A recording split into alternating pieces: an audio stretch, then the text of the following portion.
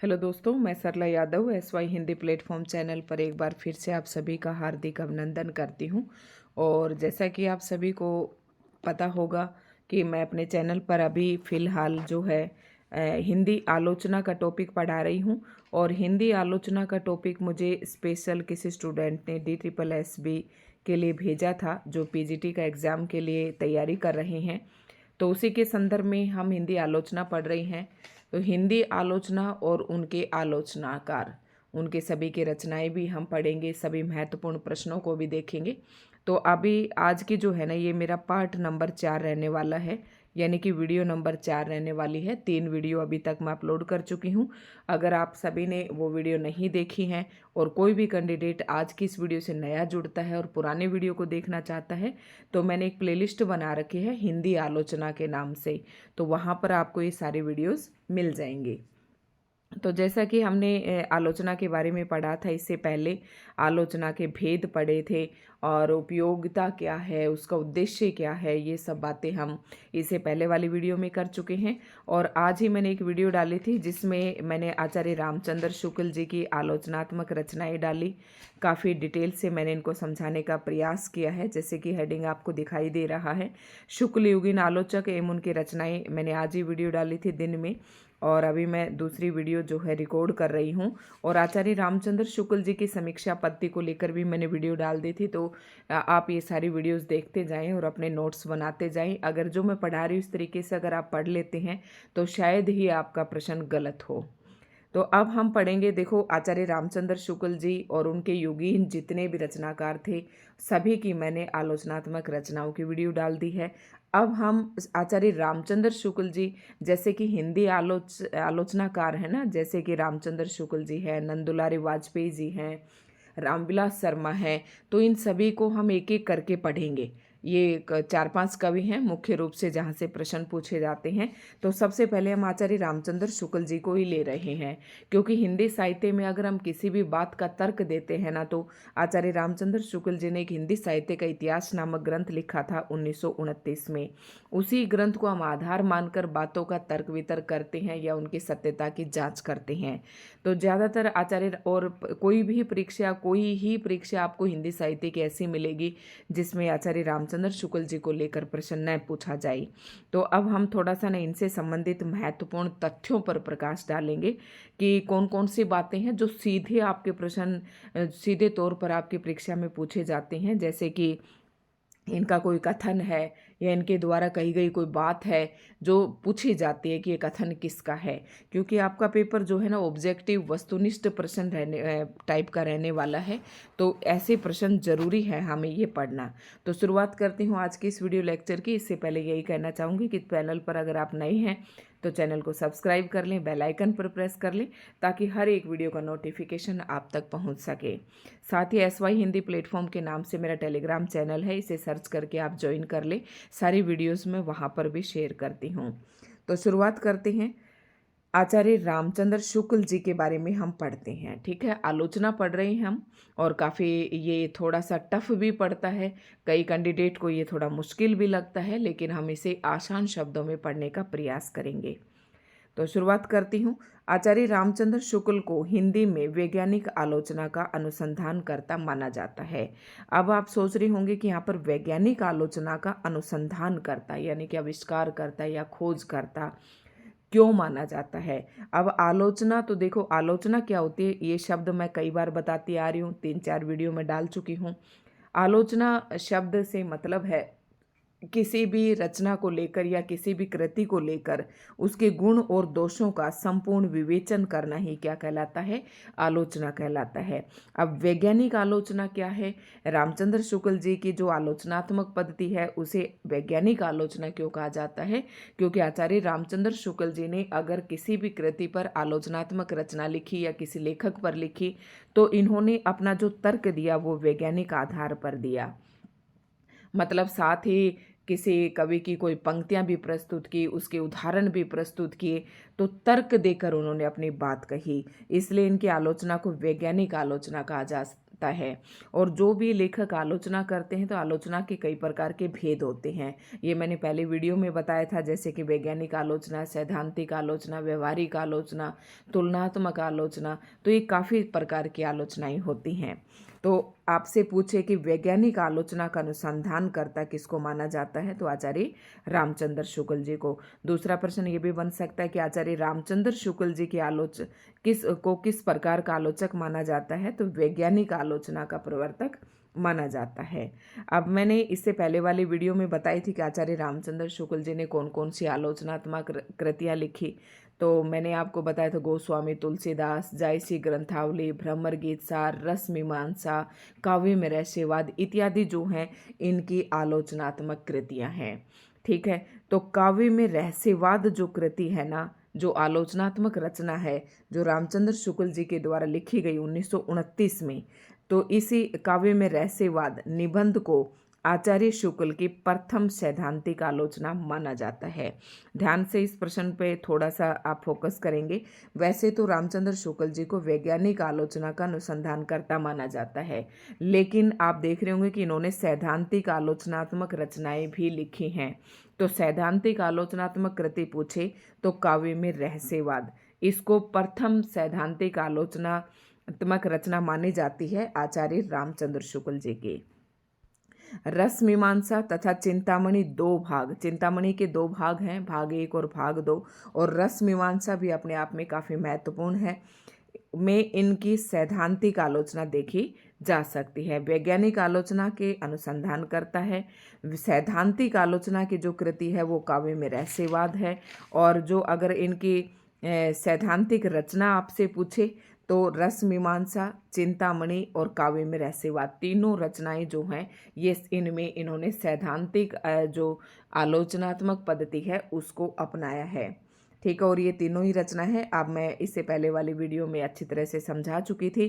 फिर इस तरीके से अगर आप इन प्रश्नों को पढ़ेंगे तो बिल्कुल अच्छे से आपको याद हो जाएंगे। दूसरा महत्वपूर्ण पॉइंट आता है आचार्य रामचंद्र शुक्ल जी को लेकर कि रामचंद्र शुक्ल ने कविता को भाव योग कहा है। कई बार पीजीटी एस्टेट में या यूजीसी नेट में आपको पता है कि आजकल परीक्षाओं का जो पैटर्न है, वो तरीका है, वो बदल रहा है। 4 ऑप्शन आपको दे देंगे, 4 पॉइंट यहाँ से आचार्य रामचंद्र शुक्ल जी के उठाकर दे देंगे और कोई एक पॉइंट पूछ लेंगे कि इनमें से कौन सा असत्य है या कौन सा गलत है या कौन सा सही है। तो सभी पॉइंटों को आपको ध्यान रखना है कि आचार्य शुक्ल ने कविता को क्या कहा है, तो कविता को भाव योग कहा है। भाव योग का मतलब आप समझेंगे कि कविता हमारी पद्य रचना के पद्यात्मक जो रचनाएं होती हैं उन्हें कविता ही कहते हैं, और पदात्मक जो रचनाएं होती हैं उनमें किसकी प्रधानता होती है, भाव की प्रधानता होती है, यानी कि अनुभूति की प्रधानता होती है। तो इसलिए आचार्य रामचंद्र शुक्ल जी ने कविता को क्या कहा है, भाव योग कहा है। हिंदी साहित्य का इतिहास मैंने अभी बताया था, 1929 में प्रकाशित हुआ, ऐतिहासिक आलोचना के क्षेत्र में बहुत महत्वपूर्ण है। ठीक है, और शुक्ल जी ने कला के लिए और कला जीवन के लिए का समन्वय अत्यंत जरूरी माना है। समन्वय का मतलब होता है सामंजस्य, दोनों को बराबर बिठाकर चलना, ना किसी, यानी कि कला केवल कला के लिए ही नहीं है, कला कला के लिए भी है, लेकिन कला, इन्होंने कविता को एक कला कहा है और वो कला जो है जीवन के लिए भी जरूरी है। तो दोनों का ही सामंजस्य इन्होंने जरूरी माना है। ये कथन भी रामचंद्र शुक्ल जी का है। आचार्य रामचंद्र शुक्ल को हिंदी का पथिकृत आचार्य कहा जाता है। नेक्स्ट जो इम्पोर्टेंट पॉइंट है कि इसको आपको ध्यान से देखना है, शुक्ल जी की आलोचना दृष्टि जिस प्रविधि पर आधारित है उसे तार्किक, मैंने आपको बताया था कि आचार्य रामचंद्र शुक्ल जी ने जो आलोचनात्मक कृतियाँ लिखी है उसको वैज्ञानिक आधार इसलिए कहा जाता है क्योंकि इन्होंने हर बात को तर्कपूर्ण कहा, संपूर्ण उसका विश्लेषण भी किया और निगमनात्मक विधि भी इसे कहा। अगर आपने साइकोलॉजी पढ़ी होगी तो आगमन और निगमन विधि पढ़ी होंगी, तो ये निगमनात्मक विधि भी कहा जाता है। तो ये पॉइंट इंपॉर्टेंट है, याद रखना। नेक्स्ट जो पॉइंट है, इसके अतिरिक्त पश्चिमी साहित्य इतिहास दार्शनिक तेन के प्रत्यक्षवाद या विधेयवाद का स्पष्ट प्रभाव इनकी प्रविधि पर है। प्रविधि मतलब जो इनकी रचना शैली है, जो रचनाएं जिस पद्धति पर ये लिखते हैं उस पर किसका असर देखा जाता है? विधेयवाद का। अब आपने एक हिंदी साहित्य इतिहास की जो पद्धति पढ़ी होंगी कि अलग अलग लेखकों ने जो हिंदी साहित्य का इतिहास लिखा तो उन्होंने अलग अलग पद्धति को अपनाया। किसी ने विधेयवाद को, किसी ने वर्णाक्रम पद्धति को, किसी ने कोई वर्णाक्रम पद्धति को। मतलब ये है कि हिंदी साहित्य का इतिहास जब लेखकों ने लिखा तो किसी ने, जितने भी सारे कवि थे उनको किसी ने तो उनके नाम के वर्ण के हिसाब से मतलब उसमें स्थान दिया। पहले जैसे कै नाम से जैसे कबीरदास है, फिर ख के नाम से, फिर गै के नाम से। तो इन्हें वर्णात्मक पद्धति कहते हैं जो वर्ण पर आधारित है। तो किसी ने जो उनकी तिथि थी, जन्म तिथि, उसके आधार पर दिया। लेकिन उन्होंने क्या किया उन लेखकों ने कि उस समय जो प्रवृत्तियां समाज में फैली हुई थी उन प्रवृत्तियों का उन्होंने विश्लेषण नहीं किया। तो जिस विधि में मतलब वर्णानुक्रम सभी चीज़ों को एक क्रम से व्यवस्थित किया और साथ में जो समाज में प्रवृत्तियां थी उन पर भी अच्छा खासा विश्लेषण किया, अपने तर्क दिए, उन प्रवृत्तियों को भी अपने हिंदी साहित्य के इतिहास में दिखाने का प्रयास किया। तो उस पद्धति को कहते हैं विधेयवाद। और ऐसा प्रयास आचार्य रामचंद्र शुक्ल जी ने अपने हिंदी साहित्य के इतिहास के अंदर जरूर अपनाया। आप प्रवृत्ति का मतलब जैसे कि मैं आपको समझाती हूँ, प्रवृत्ति मैं किसको कह रही हूँ, जैसे कि आदिकाल की प्रवृत्तियों पर हम बात करें तो आदिकाल में क्या प्रवृत्तियाँ थी कि एक तो जितनी भी रचनाएं लिखी जा रही थी उनमें ऐतिहासिकता का अभाव था। दूसरा क्या था उसमें कि वीर रस की ज़्यादा प्रधानता थी। तीसरा क्या था कि जो रचनाएं थी उनकी मतलब क्या कहते हैं उसको कि उन पर संदेह था, प्रामाणिकता पर संदेह था। तो ये प्रवृत्तियां कहलाती हैं। उन सभी प्रवृत्तियों को अपनाया आचार्य रामचंद्र शुक्ल जी ने अपने हिंदी साहित्य के इतिहास में, और उन प्रवृत्तियों का उन्होंने विश्लेषण भी किया, तर्क भी दिए साथ में। तो इन सारी पद्धतियों को अपनाकर जो हिंदी साहित्य का इतिहास लिखा जाता है उसे विधेयवादी प्रवृत्ति कहते हैं। और विधेयवादी प्रवृत्ति का जो प्रवर्तक है वो किसको माना जाता है? तेन को माना जाता है। ठीक है, तो विधेयवाद को और प्रत्यक्षवाद भी कहते हैं। और आचार्य रामचंद्र शुक्ल जी ने भी विधेयवादी पद्धति को अपनाया। तो इनका जो आलोचना की प्रविधि है वो विधेयवादी है, जिसमें किसी रचना का मूल्यांकन भी किया जाता है। हाँ, यहाँ से देखिए, इन शब्दों से आप समझ जाएंगे। जाति, वातावरण तथा क्षण, इन 3 तत्वों के आधार पर किया जाता है। यानी कि जो विधेयवाद पद्धति है उनमें तेन ने ये 3 शब्द शामिल किए थे, और 3 शब्दों में सब कुछ समा जाता है कि किस देश से संबंधित है या किस जाति से संबंधित है। वातावरण का मतलब उस समय की जब जब रचनाएं लिखी जा रही है तो जो सामयिक जो वातावरण है, तत्कालीन जो परिस्थितियां हैं वो किस प्रकार की हैं। और क्षण यानी कि ये समय से संबंधित है। इन 3 तत्वों के आधार पर किया। तो और इन सभी चीज़ों का प्रयोग किया आचार्य रामचंद्र शुक्ल जी ने अपने इस हिंदी साहित्य के इतिहास जब उन्होंने लिखा तो इन सभी बातों का ध्यान रखा। इसीलिए उनके इतिहास जो है ज़्यादातर सर्वमान्य है। तो आप समझ गए होंगे। अगर आप इनके बारे में ज़्यादा कुछ डिटेल से जानना चाहते हैं तो हिंदी साहित्य के इतिहास की पद्धतियाँ, इस पर मैंने एक बहुत अच्छी वीडियो बना रखी है, आप उसे ज़रूर देख लें। आदिकाल के अंतर्गत वो वीडियो आपको मिल जाएगी। आगे कुछ अगला महत्वपूर्ण पॉइंट है, ध्यान से देखना। इनकी आलोचना दृष्टि पर रामचरितमानस का गहरा प्रभाव है। रामचरितमानस में तुलसीदास जी ने लोक मंगल की अवधारणा दी थी। यानी कि लोक मंगल मतलब लोक का मतलब है सभी लोगों का मंगल, आनंद। ठीक है, उसके लिए इसी का गहरा प्रभाव है इनके आलोचनात्मक दृष्टि पर। किसका? जो तुलसी रामचरितमानस का जो गहरा प्रभाव है ना वो इनके आलोचनात्मक दृष्टि पर दिखाई देता है। अब क्या दिखाई देता है वो मैंने आपको बताया कि रामचरितमानस में तुलसीदास जी ने लोक मंगल की अवधारणा दी थी। लोक मंगल की चाह थी कि सभी का भला हो, सभी के लिए समान हितकारक हो, और वही दृष्टि जो है आलोचना में पाई जाती है रामचंद्र शुक्ल जी की। शुक्ल जी ने रसवाद की स्थापना आध्यात्मिक भूमि की बजाय मनोवैज्ञानिक धरातल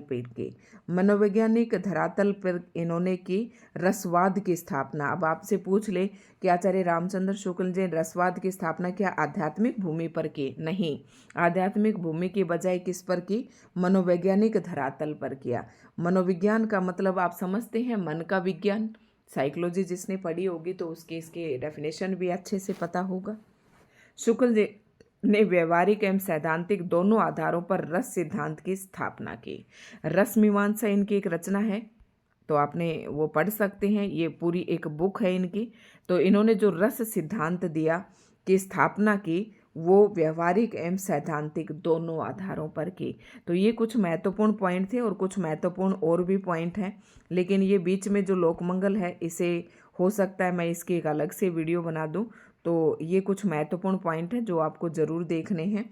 आचार्य शुक्ल की व्यवहारिक आलोचना का उच्चतम रूप तुलसीदास, जायसी ग्रंथावली तथा ब्रह्मर गीत सार की भूमिकाओं में देखा जा सकता है। व्यवहार का मतलब क्या समझते हैं? व्यवहार से ही व्यवहारिक शब्द बना है। अब ये पीजीटी स्टूडेंट वाले हमारे साथ देख रहे होंगे, तो ये शब्द जो है ना व्यवहार, तो व्यवहार प्लस इसमें इक प्रत्यय जोड़ते हैं। इक प्रत्यय जब भी जुड़ता है तो जो हमारा पहला स्वर होता है ना उसमें मतलब परिवर्तन होता है। तो ये मतलब लघु है, लघु स्वर है, यानी कि ए है, तो ये क्या हो जाएगा? आ हो जाएगा। तो ये व्यवहारिक हो जाता है। यहाँ पर ये आप कोई भी उठा के देख लेना, जैसे कि इतिहास का ऐतिहासिक, ठीक है, तो वहाँ पर जो पहला स्वर होता है ना उसमें परिवर्तन होता है कि वो स्वर जो है ना दीर्घ हो जाता है। तो ये मैंने पीजीटी एस्टेट वालों के लिए बताया, ये काफ़ी इंपॉर्टेंट रोल अदा करता है जब प्रत्यय वगैरह पूछे जाते हैं, तो इसमें एक प्रत्यय जुड़ा हुआ है। व्यवहारिक आलोचना, जैसे कि व्यवहार, और हमारा व्यवहार आप समझते हैं, व्यवहार जो है समाज में अपना काफ़ी रोल अदा करता है। तो आचार्य शुक्ल की व्यवहारिक आलोचना का उच्चतम रूप कहाँ पर देखा जा सकता है? तो गोस्वामी तुलसीदास नामक इन्होंने एक आलोचनात्मक रचना लिखी। दूसरी आलोचनात्मक रचना थी जायसी ग्रंथावली, और तीसरी थी ब्रह्मर गीत सार। जब मैंने जायसी की रचनाएं बताई थी तो मैंने आपको बताई थी तीनों ये भक्ति काल के उसमें ही हैं, ठीक है। तो इसमें अगर आपको आचार्य शुक्ल का व्यवहारिक आलोचना का रूप देखना है तो आप इन तीन कृतियों को पढ़कर आप अंदाजा लगा सकते हैं। शुक्ल जी की सैद्धांतिक समीक्षा में रसवाद और लोक मंगलवाद का साथ साथ शामिल है, ठीक है। तो रसवाद और लोक मंगलवाद, ये काफ़ी बार हम ये शब्द पढ़ते आ रहे हैं। साधारणीकरण की व्याख्या में उन्होंने एक नई अवधारणा रसात्मकता की मध्यम कोटि का भी जिक्र किया है, जो इस बात की व्याख्या करता है कि कभी कभी कुछ रचनाओं में नायक के विरोधी पक्ष के प्रति सहानुभूति क्यों उत्पन्न होने लगती है।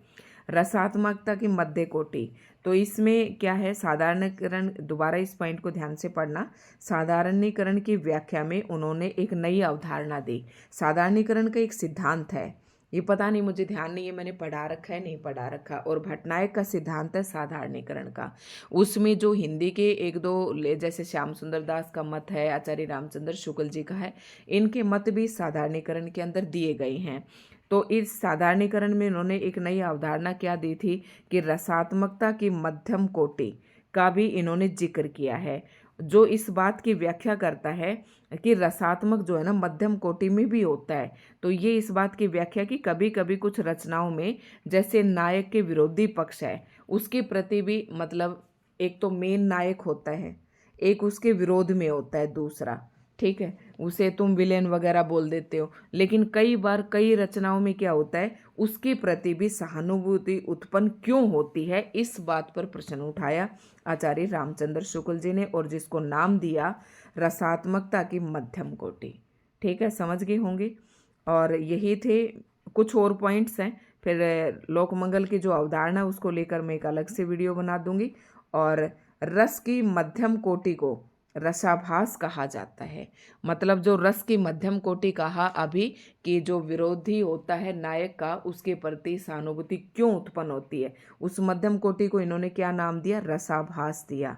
याद रखना है, ऐसे ऐसे शब्दों से प्रश्न सीधा ही पूछ लिया जाता है।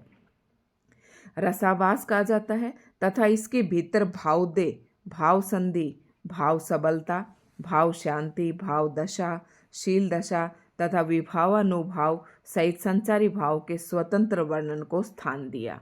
ठीक है, सदाचारी आप देखो विभाव अनुभाव, एक तो स्थायी भाव होते हैं जिनकी संख्या 9 मानी गई है, भरत मुनि ने 8 मानी है। विभाव होते हैं आलंबन और उद्दीपन।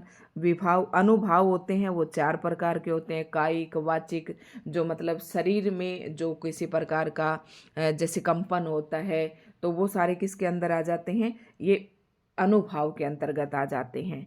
और संचारी भाव 33 होते हैं जो मनुष्य के शरीर पर दिखाई देते हैं जब रस की उत्पत्ति होती है, रस की निष्पत्ति होती है। तो इसी को ध्यान में रखकर ये शब्द प्रयोग किए गए हैं। शील वैचित्र्य प्रधान काव्यों एवं नाटकों की समीक्षा के लिए रस की मध्यम कोटि और निकृष्ट कोटि की स्थापना चमत्कार प्रधान काव्यों, चित्र और कूट काव्यों की समीक्षा के लिए की है। तो ये भी आप समझ सकते हैं, और ये थोड़ा सा खास पॉइंट, इतना इम्पोर्टेंट नहीं है। इसके बाद देख अगला आता है, इन्होंने विरोधों का सामंजस्य सिद्धांत का प्रतिपादन किया। ये ऐसे प्रश्न परीक्षाओं में पूछे जाते हैं कि विरोधों का सामंजस्य सिद्धांत का प्रतिपादन किस लेखक का है, तो ये है आचार्य रामचंद्र शुक्ल जी का। विरोध तो देखो हर चीज़ का होता है, उसके प्रति आवाज़ उठाना, किसी भी चीज़ के प्रति आवाज़ उठाना वो होता है विरोध। और विरोधों में भी क्या स्थापित करना, सामंजस्य, मतलब ना उनको ज़्यादा भड़काना बल्कि उनमें तालमेल बिठाना, ये सामंजस्य कहलाता है। तो विरोधों का सामंजस्य सिद्धांत किसने दिया, आचार्य रामचंद्र शुक्ल जी ने। शुक्ल जी ने मुक्तक की जगह प्रबंध को, और प्रतीकवाद तथा रहस्यवाद की जगह बिंब को, एवं बुद्धि प्रेरित वक्रता की जगह भाव प्रेरित वक्रता को अधिक महत्व दिया। वक्रता का मतलब यहाँ पर आप कोई उक्ति से समझें या फिर कथन से समझें। कोई भी बात, कोई भी कवि या कोई लेखक जो कहता है उसे उसका कथन कहा जाता है या उक्ति कही जाती है। तो ये कह रहे हैं कि वही कथन अगर लेखक बुद्धि से कहता है तो उसको कम स्थान देते हैं आचार्य रामचंद्र शुक्ल जी। अगर वही कथन या उक्ति अगर भाव से प्रेरित है तो उसको अधिक महत्व देते हैं आचार्य रामचंद्र शुक्ल जी। और प्रतीकवाद, प्रतीकों का प्रयोग किया जाता है। प्रतीकवाद का मतलब जैसे कि महादेव वर्मा बादल और दीपक को प्रतीक मानकर अपनी रचनाएं लिखते थे। तो प्रतीक आप समझ गए हो ना, किसी चीज़ को किसी चीज़ का प्रतीक समझना। तो प्रतीकवाद तथा रहस्यवाद की जगह ये किसको स्थान देते हैं, बिंब को। बिंब क्या होता है कि जो आप जब किसी रचना को आप पढ़ रहे हैं तो पढ़ते पढ़ते आपके दृष्टिपटल पर उसका एक चित्र संकेत होता चला जाता है, तो उसे बिंब कहते हैं। और बिंब का एक सबसे अच्छा उदाहरण है पतंग नामक कविता, अगर आपने पढ़ी हो तो। ठीक है, आलोक धनवा की पतंग नामक कविता है, तो उसमें वो बिंब प्रधान है। अगर आप इसे पढ़ना चाहें तो पढ़ सकते हैं और पता लगा सकते हैं। मुक्तक की जगह किसको दिया, प्रबंध काव्य को। ये सब काव्य के भेद हैं। ठीक है, नेक्स्ट पॉइंट है गद्य साहित्य के संदर्भ में उन्होंने कहा, गद्य और पद्य, दो बात मैं बार बार बताती हूँ, हर वीडियो में बताती हूँ। तो गद्य साहित्य के संदर्भ में इन्होंने क्या कहा, यदि गद्य कवियों की कसौटी है तो निबंध गद्य की कसौटी है। भाषा की पूर्ण शक्ति का विकास निबंधों में ही सबसे अधिक संभव होता है। भाषा की पूर्ण शक्ति का विकास अगर आपको कहीं देखना है या करना है तो वो निबंध में ही स्वाभाविक है, क्योंकि निबंध में क्या होता है, निबंध से ही किसी लेखक के बारे में हमें पता चलता है। क्योंकि कहानी और उपन्यास में तो कोई ना कोई कहानी होती है जिसको आगे बढ़ाते रहते हैं, लेकिन निबंध एक ऐसी रचना होती है जिसमें उस बात के ऊपर लेखक को अपने विचार प्रस्तुत करने होते हैं। तो ये इसको लेकर कहा है। और ये जो पंक्तियां हैं ना, तीनों बहुत ही इंपॉर्टेंट है। ये ऐसे देखकर पूछ लिया जाता है कि ये कथन किसका है, तो आचार्य रामचंद्र शुक्ल जी का है। भारतेंदु मंडल तथा द्विवेदी युगीन स्वच्छंदतावादी काव्यधारा की उन्होंने प्रशंसा की है। देखो, भारतेंदु मंडल के कुछ सारे कवि हैं, तो भारतेंदु मंडल और द्विवेदी युगीन जो स्वच्छंदतावादी कवि थे, जैसे रामधारी सिंह दिनकर है, वो सोहनलाल द्विवेदी है और सुभद्रा कुमारी चौहान, ये कुछ कवि हैं जो 8-10 कवि हैं जो स्वच्छंदतावादी काव्य धारा के अंदर आते हैं। तो इन्होंने इनकी प्रशंसा की है। प्रत्यक्षवादी या विधेयवादी पद्धति को महत्व देने के कारण वे परंपरा और रचनाकार के व्यक्तित्व को यथेष्ट महत्व नहीं दे सके। देखो, विधेयवादी पद्धति को जब इन्होंने महत्व दिया, अभी थोड़ी देर पहले मैंने विधेयवादी पद्धति समझाई थी कि विधेयवादी पद्धति को ध्यान में रखकर जो हिंदी साहित्य का इतिहास लिखा जाता है उसमें उस समय की जाति, वातावरण और क्षण विशेष को विशेष महत्व दिया जाता है, वहाँ की प्रवृत्तियों का भी विश्लेषण किया जाता है, तो उसे विधेयवादी पद्धति कहते हैं। अगर इस पद्धति को अपनाएंगे तो व्यक्ति विशेष के बारे में मतलब थोड़ा सा रह जाएगा, उसको व्यक्ति को, रचनाकार के जो व्यक्तित्व है ना, खुद का व्यक्तित्व किसी लेखक का, उसके बारे में कुछ ज़्यादा वो कभी नहीं बता पाएगा। ठीक है, तो ये कुछ महत्वपूर्ण बिंदु थे। और शुक्ल जी द्वारा अंग्रेजी की रचनाओं का किया गया अनुवाद, कुछ अंग्रेजी की रचनाएं हैं, ये अगर आप पढ़ना चाहें तो यहाँ से पढ़ सकते हैं, जिनका आचार्य रामचंद्र शुक्ल जी ने अनुवाद किया। अब ये शुक्ल युगीन है कुछ, जैसे कि ये सारी रचनाएं मैं आपको बता चुकी थी, इनको लेकर ना इस तरीके से प्रश्न नहीं पूछे जाते हैं, और ये सारे मैंने आपको बता दी थी। ठीक है, रचनाएं जब मैंने पढ़ाई थी, और इस पर मैं एक अलग से वीडियो डाल दूंगी, और देखती हूँ वीडियो अगर लंबी हो ही गई है 25 मिनट की, तो ये जो है ना लोक मंगल की अवधारणा, ये मैं इसकी एक अलग से वीडियो बनाऊंगी, और यहाँ से आपको ना ज़रूर 1 नंबर पक्का करने को मिलेगा। कहीं ना कहीं ये सारी चीज़ें, देखो क्या होता है, अधिकांश बच्चे कैसे होते हैं, जैसे सिलेबस का टॉपिक टू टॉपिक पढ़ते हैं। अब कई ये को सोच रहे होंगे कि पता नहीं ये टॉपिक कहीं काम भी आएगा या नहीं आएगा, लेकिन चारों तरफ की नॉलेज जब आपको होगे ना तो कोई भी पेपर आपके लिए मुश्किल नहीं होगा। और पेपर जब जो बच्चे क्वालिफाई करते हैं, टेस्ट क्वालिफाई करते हैं, उनकी और सामान्य बच्चों में एक यही अंतर होता है कि पढ़ने वाला बच्चा किसी भी टॉपिक को नहीं छोड़ता है। जब आप हिंदी साहित्य पढ़ रही हैं तो उसके दाएं बाएं जितनी भी चीज़ें हैं ना, हो सकता है पेपर किस प्रकार का आ जाए, ये किसी को नहीं पता। तो सारी बातें अगर पढ़ी हुई हैं तो उस बच्चे को कोई भी एग्ज़ाम क्वालिफाई करने से नहीं रोकता। और जो भाई पॉइंट टू पॉइंट चलते हैं ना, तो अगर उनमें से कोई प्रश्न आ गया तो ठीक है, नहीं तो फिर बैठे रहना। तो लोक मंगल की अवधारणा ये हम पढ़ेंगे अगले वीडियो में। तो धन्यवाद दोस्तों, वीडियो आपको कैसे लगी कमेंट करके ज़रूर बताएं।